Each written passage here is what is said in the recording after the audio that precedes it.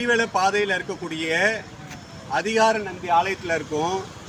கிரிவல பாதையை சுற்றி இருக்கக்கூடிய சில கோயில்களில் தனியாராக இருக்கக்கூடிய மனிதர்கள் வந்து அங்கே ஆக்கிரமிப்பு பண்ணிக்கிட்டு வரக்கூடிய பக்தர்களை வந்து மன உளைச்சலுக்கு ஆளாக்குறாங்க.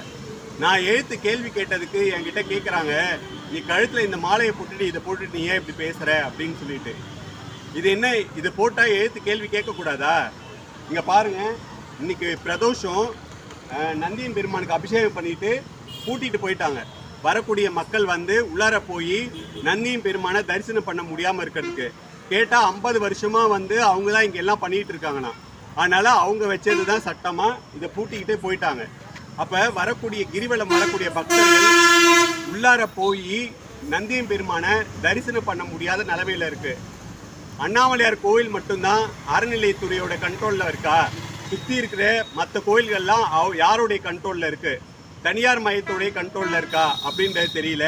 ஆனால் வரக்கூடிய ஒவ்வொரு பக்தர்களும் மன உளைச்சலுக்கு ஆளாகிறாங்க அப்படின்றத இந்த காணொலி மூலமாக பதிவு பண்ணுறேன். இந்த காணொலியை தயவு செய்து பகிருங்க.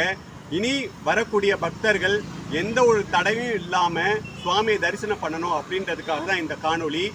இந்த காவி துணியை போட்டுட்டு எழுத்து கேள்வி கேட்கக்கூடாது அப்படின்னு இல்லை, தவறு நடக்கிற இடத்துல கேள்வி கேட்கறதுக்காக தான் இதை இறைவன் எனக்கு கொடுத்துருக்காரு. அதுவும் இறைவனுடைய இடத்துல தவறு நடக்கும்போது நான் கேள்வி கேட்பேன் கண்டிப்பாக.